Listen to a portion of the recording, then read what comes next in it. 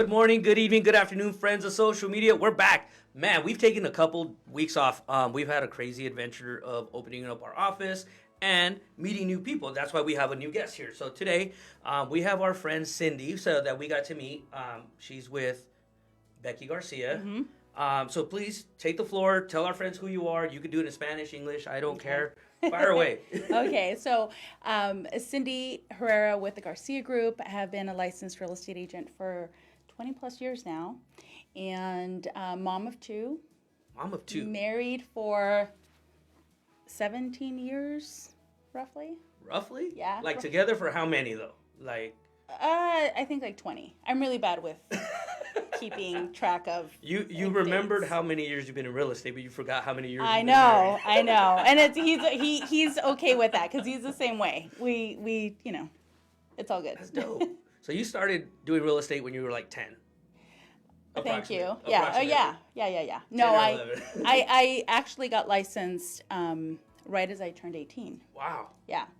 And how that kind of all happened was my parents were relocating from California. Okay. I wasn't sure if I was going to come or not, but I was kind of along for the ride, visiting. I'm super adventurous at heart, so I was like, you know what, screw it. If I go there, don't like it, I can always come back. Okay. And, because at age 18, you're kind of like your friends and all of our family, most of our family is in California. And so anyway, they bought a brand new home, and I would come with them to check progress. Their real estate agent, they did have a real estate agent, and she sucked because she was never there. I had to be the one that was wearing the vest, right? Yeah. I had to look at contracts, look at the settlement sheet. I mean, do the pre-dry. I mean, just everything. So you got forced in the game. I got forced in the game. And so I had so my dad was like, you're really good at this. And my dad is not one that gives out compliments. You know, like I think most parents are like, yeah, you're really good at this. Yeah. Like you should. He's like, he wasn't necessarily my hype man, but he was just like, you read the contract, you understand the numbers, you've been, they had some issues with financing because they were relocating, and so, with employment and, all the fun stuff. All the fun stuff that we get to deal with. Yeah. So I had to make really, have really tough conversations with financing to kind of put the deal together. And so, Anne, who was their sales rep, she's retired now, but she also kind of said, hey, have you ever thought about getting your license? I'm like, no. I used to work for AAA at the time. Okay. As kind of like their customer service. They have like a DMV division. Yeah. And so that was, that's what I had been trained to. Yeah. So anyway, she's like, go get your real estate license. Well, let me take it back for a second. I saw the settlement statement. And then I saw how much money this agent was going to make. And she legit had not been. She had not been around. At all. Like she signed them in and bounced. And so that's really what caught my attention. And I'm like, okay, well, if she can do it, I can do it. So at that point, Anne was like, okay, go get your license and then come back. Because I started asking questions. Yeah. Like, I want to do what you do. I don't necessarily want to do what she does. Because at that point, I understood there was a difference between new home sales associate and a resale agent. Yeah. And so she said, go get your license and then we'll talk about what the next steps are. Yeah. And so I came here, did the crash course. I'm really good at test taking, so passed it on the first try. Nice. I know that's not the case for a lot of agents, but that was the case for me. And so when I came back to her, I was like, okay, what's the next step? I'm ready to go. She's like, no, you got to go get your license. And I'm like, yes, I have it. I'm just waiting for my fingerprint card, right? Yeah. So she took me under her wing. I started my sales career in new homes with Journey Homes. For those of us that have been around for a while, that's like a old school, small builder. They then got acquired by Taylor Woodrow, who then eventually became Taylor Morrison. So I did about 8.5 years as a sales associate for that builder, and it was an amazing time there. I had great mentors, had great sales managers. It was just awesome. Had no kids, dating Robert, we got married, right, the whole thing. Yeah. And then I got knocked up. Dang it. I know. So I it's wasn't. Robert's We fault. weren't planning it. We were married. We weren't planning it. We had the plan. 5 years. We're gonna travel. It was a 5-year, but not a true 5-year plan. Yeah, yeah. So, we had Steven, our firstborn, and he had some health issues that we really didn't know they were health issues. You know, being a new mom, you're kind of navigating this whole thing. Was on maternity leave, and so I wasn't getting any sleep, and he wasn't getting any sleep. When we finally figured it out, I had already decided to take a step back from new homes. Yeah. That's when 2008. Oh, Remember okay. 2008. Yes. So it was like, you know what, this is Perfect timing. perfect timing. Everything is slowing down. I'm going to go home, be a mom for a little bit. Once we figured out his health issues, it was like, okay, I was immediately bored because I'm just very naturally driven. Yeah. Go, go, go. So at that point, reached out to Becky and was like, hey, because her and I go way back. Yeah. So Probably just as long as Robert and I go way back. So when I reached out to her, I was like, hey, I want to get back into real estate. New homes is no longer an option for me because I, wanted to have a little bit more flexibility. And that's how I got started in resale. So then you went to Becky's team I actually 2010? No, I actually didn't go to Becky's team. Really? Yeah. As so much as you knew her, you didn't go to her she team when didn't you have asked her a, to come back in the she game? didn't have a team Yeah. at the time. Okay. Well, she might have been. I think it was her Small. sister and her mom. Yeah. But not like a true team. Yeah. And so, no, actually, she's like, you need to hit up AZ because has a huge REO account. I don't know if you know AZ, but AZ. him and Carla, and he's like, you need to go hit him up because he's looking to grow his team. He has a ton of REO listings and, go. He can help you right now more than I can. For sure. So I don't even think it was an option for her at the time, right? It was just like, go with him. So did that. Did that for a while, burnt myself out because it was, 2009, 10, 11. Took a little bit of a break with now fast forward to being pregnant, selling real estate, had Isabella. This is how crazy I am. So like 9 months pregnant, literally it looked like I had a beach ball under my dress, showing properties. They're literally wheeling me into the delivery room, and I'm like sending emails to like my assistant because, we're closing a ton of transactions at the time. So you want to micromanage the transaction. Well, I had, that and because I had a lot of deals going on. That's good. Right? So, had Isabella, still continued to sell real estate, and then I looked at her. She was 1, and she was walking, and I had missed it because I was working so much, right? We're putting in. Yeah, you put in a lot of hours. A lot of hours. And so decided when I saw that, it kind of hit me in the face, and it's like, okay, I'm going to take a little bit of time, how I did with my son. Did that for about 8 months, and then you were done. That itch comes back to go back because I am truly a better working mom than I am a stay-at-home mom. Yeah, and people don't understand that, right? Like there's a big difference, and there's people that can stay home and do that, like in that routine. There's people that just can't. Yeah. And it's not a knock on being a parent. It's just a different style of parenting. And kudos to the ones that can do it. I was just going to say, I think that's harder than what I deal with. Because you wear so many hats because you're at home. I think, your partner decides that at that point, you have all day to do everything. 100%. And you really don't. You really don't. And then, when you're a working parent, you kind of split that load. Yeah. And it becomes a little different. And I think people don't truly value sometimes when someone has the ability to stay home, what they can get done in a day compared to what we can do in a day. Right. Is tremendous. Yeah. So we're now in 2000 and what did you have your daughter? 2000. She was born 2010. 2010. So now you're back in the game 2012? Yeah. Okay. So where'd you go there?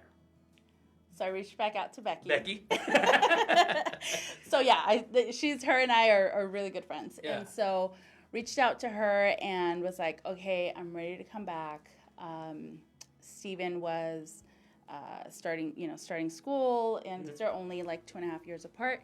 So she had an office at the time in Old Litchfield Park, but next to the dentist. Okay. on Yeah. Wigwam. Yeah. I don't know if you knew that.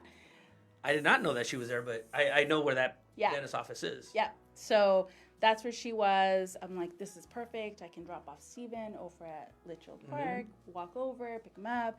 Had an amazing assistant, Virginia, who's now a really good friend and really good client of mine.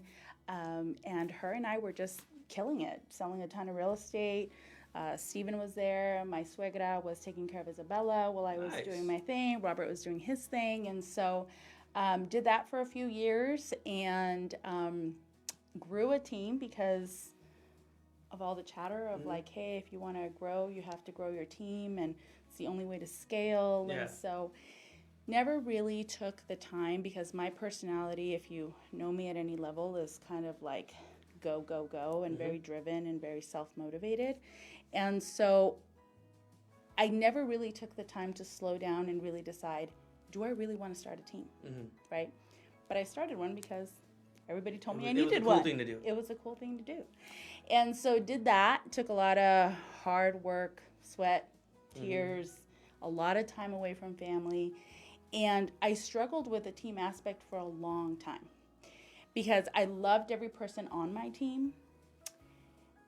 And it was one of those where it was an internal struggle where I thought, okay, am I just being a little bitch and like trying to cop out of like no longer running a team? Yeah. Or is this like, do I have a limited mindset versus a growth mindset, right? So there was this internal struggle for a solid year before I pulled the plug on the team.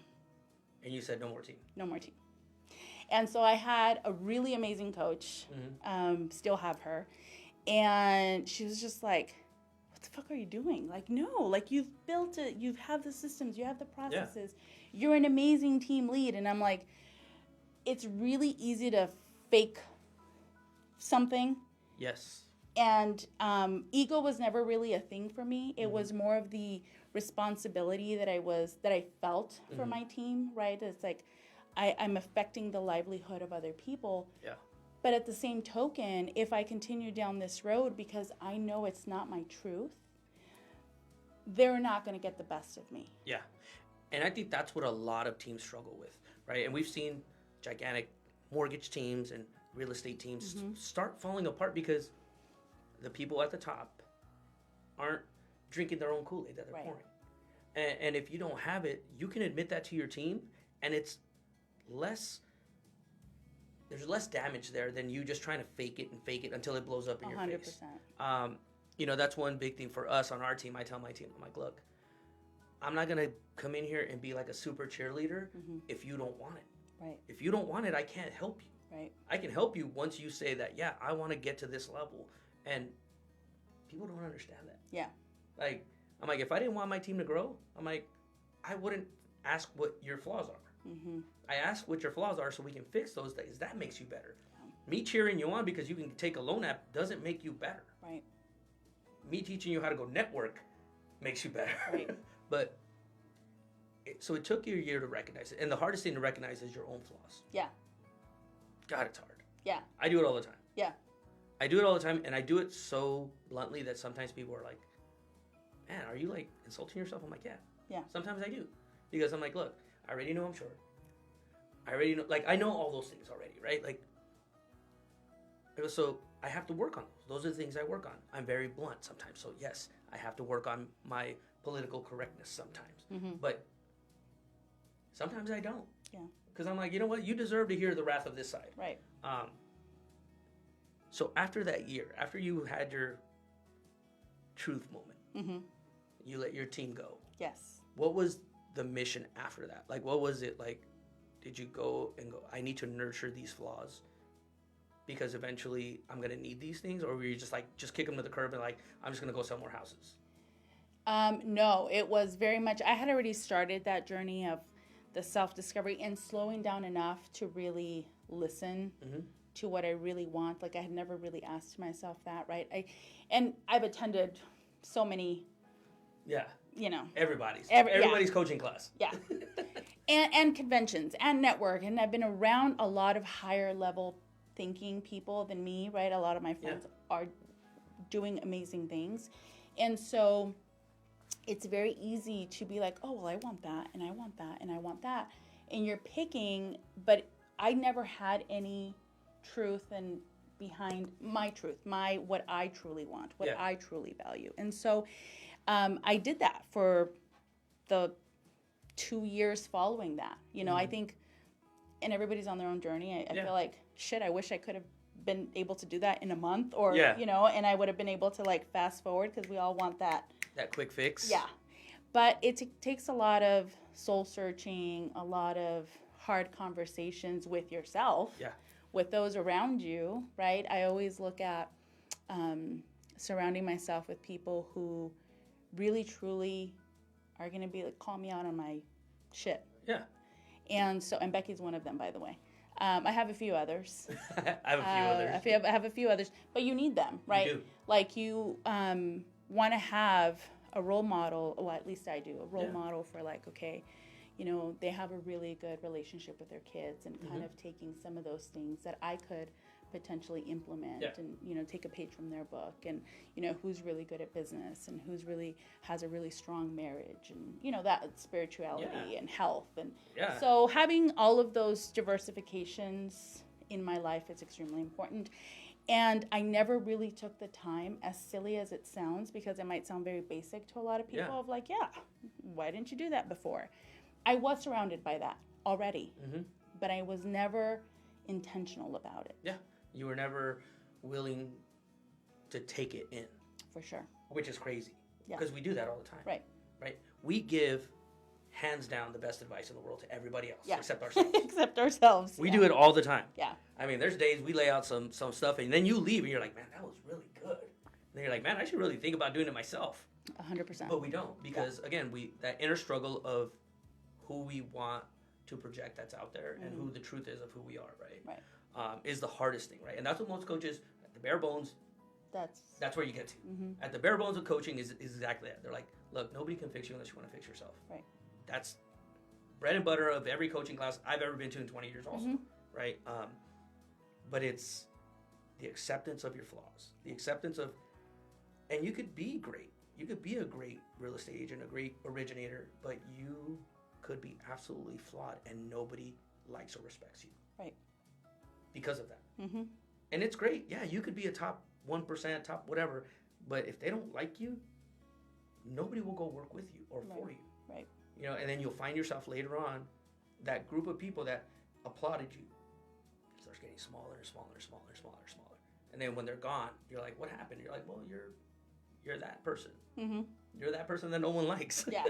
Yeah. Which is crazy. Yeah. So, Becky. Yes. I've only met her like, you know, in passing 2 or 3 times. Okay. I've heard of her. Okay. I heard, right? She's like you know when you hear myths of people like, where they're like, yeah, like she will run through you like a Mack truck. In the 2 conversations I've had with her, I can feel them. But I like it. Because, and not everybody does, and she's okay with that. No, and I love it because I'm like, man, she will stand her ground for her people, her team, and her beliefs, which is, as an owner of a company, that's what you got to do, because those 100%. You're protecting your people, you're protecting everybody around you. Right. And as a female entrepreneur, she's been through the gauntlet.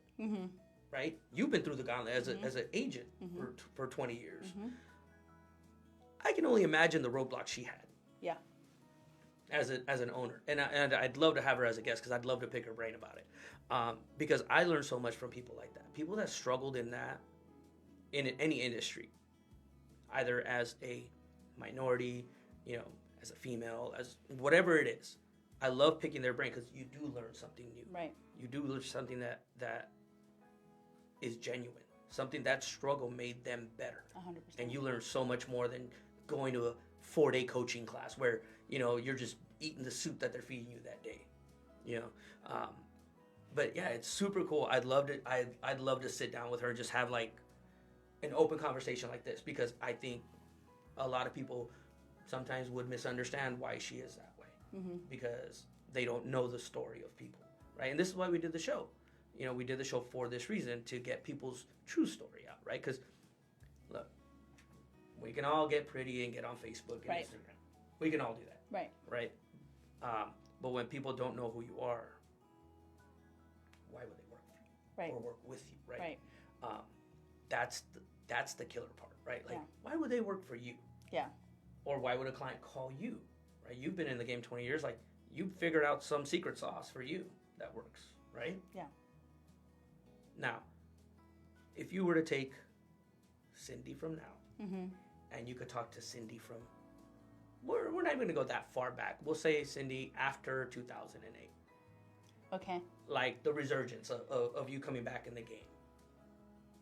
What would this Cindy tell that one that you knew was a genuine weakness you had at that point?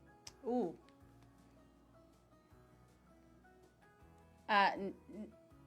Balance. Not work too much.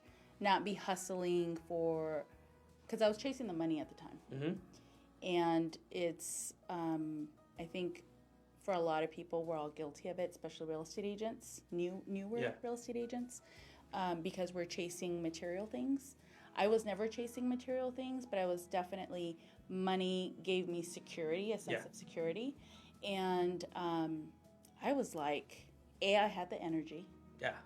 B, at the time, 2008, Stephen came along, and I truly believe God was like, this is a way I'm going to slow her down, and was like, didn't listen. I was like, oh no, I have my mom, I have my swagger, I have people I can leverage. But that would be it. It was, you can always make more money, you can never get your time back. That is very true. Mm-hmm. That is a very true statement because we've been in the game 20 plus years, my wife and I. And you have those moments where you miss things. You miss events, you miss school stuff, this, because you're chasing legacies. Mm-hmm. You're chasing a dream, right? Like for us, it was, let's build this company. Let's build this legacy of not only a Latino couple, Mm-hmm. right? But let's break down those barriers that you can't, right? The coming out of the neighborhoods. Like for me, it was, look, you can get out of the hood, you can get out of the game, you can do something positive, right? And I look at AZ a lot like that. Yeah. You know, I know AZ from the neighborhoods. Yeah. And I, you know, him and Carla, I respect them a lot for the work they do. I don't get to conversate with them a lot, but I love hearing them talk Right. because they're a success story to me. 100%. You know, and when I tell people, I'm like, look, this company wasn't founded for just me. It's founded for the legacy of my kids. Mm-hmm. Like my kids will know that we did everything in our power to break the stereotypes that typically happen in our neighborhoods. Right. Right. And this is what happens to our consumers, unfortunately. Mm-hmm. Right. And you see this more than I do, is we issue a pre-qual, and we're like, all right, go find your dream home. Mm-hmm. And 99% of the time, especially in our culture, we end up right back in the neighborhood where we started. Right. Because we're so scared to just go 2 blocks over. Right. How do you, as an agent, talk to your client and explain to them, like, look, you've been here. If you don't like this, you need to move that way Yeah. or this way. Or how do you balance that with your clients? Like, because I don't know. I just issue a prequel. I don't know where they're Right. going to live. I just give it to you, and I'm like, Yeah. it's on you. Yeah, the short answer is, and this wasn't always the way that I carried myself and how I educate my clients now, obviously. This has all been a work in progress, but because before, if you were like, this is where I want to be, perfect, I'm going to find you the best house here, Yeah. right? No questions asked. I don't care. No broadening your horizons. Now, I talk to my clients with very similar story like mine, you know, is I was blessed to have a family full of entrepreneurs, and looking back, it's like, even in our culture, we didn't have those conversations. We saw it. Like looking back, I could see the breadcrumbs that were left, right? So I take that stance now with every single client is I take them not just about what the short-term solution is going to be, but what is this looking like 3 years, 5 years? How many properties would you like to own? Many of them haven't even thought about it, right? Yeah. They're just like, I'm just trying to get into my first house. Like, Yeah. I don't know. Like, what you're asking these hard questions, like You're- a coach would, Yeah, right? you're asking questions that we've learned the hard lessons on Right. already. And again, right, it comes down to education. And unfortunately, right, we see this in a lot of cultures where they just, and it's our own people, our own Right, family, right, want to right. hold you down. Right. Like, and I tell this to people all the time. I'm like, it's unfortunate, and I get hit with it all the time. I have a ton of, and I call them frenemies. Mm-hmm. They want to see me do good, Right. just not better than them. Right. Right. So culturally, we tend to do that to people. We're like, look, you can't afford this house. You can't afford that payment. You can't afford to live in this neighborhood. Right. And I'm like, what are you talking about? They make like $200,000 a year. They can live Right. wherever they want. Right. But I think culturally, we try to keep our people down because we were roadblocked. Right. At some point in our life, right? Right. And our parents were roadblocked, Right. and our grandparents. Right. And breaking those stereotypes. Yeah. Man, it's hard. Yeah. It's hard. Yeah. I don't know how you guys. I don't know how agents do this. Yeah. Like- It's a lot. It's a lot of work, and I take every client very personally. Yeah. You know, and I think that's what has allowed clients. They feel that they know it's genuine, and so they understand because I am able to. Not all of them. I don't get through to all of them, Yeah. but the ones that I do get through, that is, in my opinion, why I keep getting the referrals and the repeat business, because I'm providing them something that they didn't even know they wanted. They didn't even know was possible, right? It's thinking beyond the immediate solution Yeah. and being able to provide them with different options, not just for the purchase now, but for the long term. And Yeah. how does this look?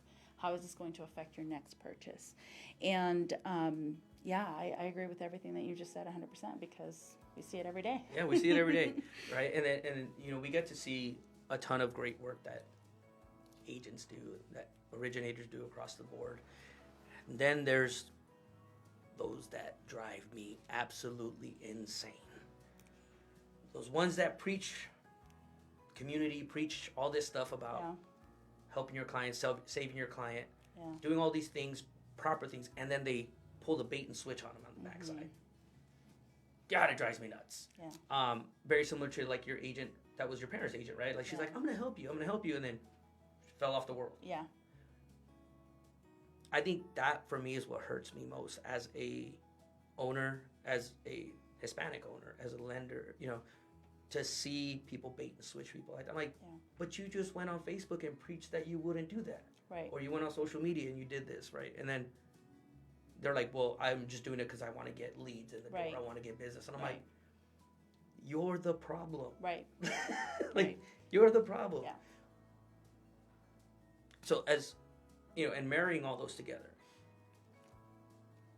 is Becky's vision, and I don't, and this is why I ask, because I don't know Becky's team vision. Is she like, look, if you take advantage of our client, like I'm gonna like beat you up in the middle of Litchfield Park, or is she like, do what you got to do to get a deal? Like, how is she as a coach, as a mentor, as a as an owner, I guess, of a real estate broker? How is she, like, what's her vision of the company? Is it more so the education caring side, or is it more so just the hustle and grind, or is it a good blend of? It's a blend of both. However, that's why when it was time for me to, I had a team, Yeah. went solo agent. I was a solo agent even before I had Yeah. a team, right? So, but once you have a team and being around, and don't get me wrong, I can be around Yeah. people. I know a lot of people. It's not the same. And No. so when it was time for me to join a team, there was no question of, let me interview these teams and Yeah. let me see which one's going to be a better fit for me. Well, I've known her forever. Our businesses were very, very similar. Okay. And she's very similar in the way that she runs her business, how I ran my business, and Okay. how I currently run my business. Because at the end of the day, we're all self-employed, even if I am part of a team, right? And so she's very much, I think we both are very much a blend of both of those things. Like, we will hustle to get the deal done, but always with integrity, always with honesty, and always having what's in the best interest for the client. Yeah, because that's what it comes down to. I mean, at the end of the day, because it only takes one bad client, right, to ruin your business. Yeah. Absolutely, especially now in this social media age where they will put you on every social media platform and blast you. Yeah. And it might not have ever been your fault. Right. Oftentimes it's not. It's not, but they will do it. Yeah. They will do it. So yeah, you have to walk a fine line with all of this. Yeah. which is super cool. Yeah. But Sandy, the time has come. It is time for you to try our tacos. Okay, I'm excited. That's the only reason why I'm here, by the way. I know. This is how I get people to come. People Okay. don't believe me. I tell them, like, they're like, yeah, I can't make it. And then I'm like, I got tacos. They're like, and they're I'll be like, there in 5. they're like, dude, I'll be there in 10 minutes. So today's tacos come Okay. from Cali Tacos. Okay. They are in 9820 West Lower Buckeye. Okay. So I don't know what they send. So this is what I do. I call every business and I tell them, I'm like, hey, I do a Taco Tuesday podcast. Okay. Today's Tuesday? Yeah. Okay. Send me some tacos. I'm gonna pay for them. This is my way of supporting your small business. Nice. But I'm gonna give you a shout out. But they better be good because my guest is gonna tell me if they're not good or not. Okay, I have to take a picture of these tacos. Okay, so does this matter? I've actually eaten there. Yes. Okay. Because they might not be as good as they were before. That's true. That's so true. there's some chicken here. Okay. Let's see what's good. in They here. smell good. There's some pastor right My there. favorite. And then what's over here? What's over here? And this is the only way I get to torture Ben's They media send you too. so much food. They do. They always do. That's chicken again. So you get to eat some too. So everybody gets to eat. So I have to feed them, or else they don't they don't edit our videos. Are we doing the same? I think it's I don't know. probably the same. It's probably the same. So this is asada. Oh no. Oh, there you go. Look at that. Those So are all that's birria. different. So you get to grab 1, grab 2, grab 10. Okay. There's your plate. Here, these are I'm open. just So here gonna you go. open this one. Here you go. I'll turn these around for you so Okay. you can grab some of those. All right, that's carnitas. I'm gonna take pastor. Okay. There's pastor. Thank you. Grab one of those. So, friends, if you guys are looking for an agent on the West Valley in Yep. Litchfield Park, hit her up. We're gonna have her info up on our screens and stuff. That way, you guys can reach out to her or anybody at the Garcia group. Am I waiting for you? No. You get to try them first because if they're poisonous, I get to come back next week. This is how this works. Yeah. Mm-hmm. See, that's the good face. We always look for that one. When you go, and you keep chewing, we know they're good. Mm-hmm. We know they're good. We've had some that were kind of like, you know, and we'll tell them, like, hey, like, you got to change it up a little bit. They're just as good as I remember them. Yeah? When was the last time you were there? It's been a while. At least a year. Oh, good. Well, yeah, you kind of lost the flavor from them. That's good. You got to try one more. One more different one. Because, yeah, they might be good at their pastor, but they might be really bad at shredded beef or that's birria. That's not carnitas, that's birria. No, the carnitas was the other one. I think this one. Oh, is it? This Yeah, one? I think so. No, that's chicken. Oh, then I don't know what I did. It's here somewhere. I saw it. Yeah, so you got to I try know my those. meats. Yeah, so every week I get to do this. I get to do this and I get to feed our guests and you can be the judge and tell us if you would drive down there to, get tacos or order from there. I'm making a mess in your It's studio. okay. It's No. okay. It happens. That We'll was clean up. good too. Now, I am biased because my grandma makes the best birria. De Yeah. chivo. It doesn't count though. I know. Grandmas don't count. That's like you have like But that would be a close second. you have like, I know. restaurants and then you have like parent cooking. Mm-hmm. Especially like grandparent cooking. Yeah, that's if I could have a nana here every week making me tacos, I would do it. I know. But I don't know enough grandmas that can cook really well like that to come over every I week. know. So yeah. So Really good. really good. Yeah. Cool. So thank you. No, thank you for coming. I'm so excited I got to meet you. Meet the team. Meet some of the team Yeah. from The Garcia our group. neighbors over there at the Garcia group. I'd love to have Becky on here just because Yeah. Oh, I'm sure you'll get her in here. I hope so. I want everybody from the team because for me it's like I get to know people. I get to learn who they are. Like Yeah. I get to steal a little bit of their flavor if I like it. Because I'm always learning. Like I'm that person. I'm always stealing from people's styles because I might recognize that flaw I have. Right. And I'm like, ooh, that's how you fix it, or Yeah. that's how you kind of go around it. But I'm glad you came. I'm glad you stopped by. Yeah. Yeah. If you bring the rest of your team, the rest of We're a fun group. Yeah. Yeah, bring them all. I don't care. We'll have them all. I get enough tacos for Yeah, everybody. for sure. There's enough food here for everybody. Yeah. So, we'll be back next week. New guest. No new host. I'm still here. Jeanette won't come. She's so busy. I feel bad. But yeah, we'll be back next week. I have a couple new LOs that I want to introduce to the world that I came on our team here shortly.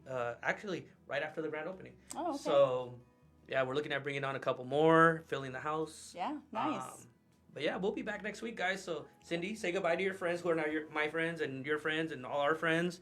And we'll be back next week. Bye, guys.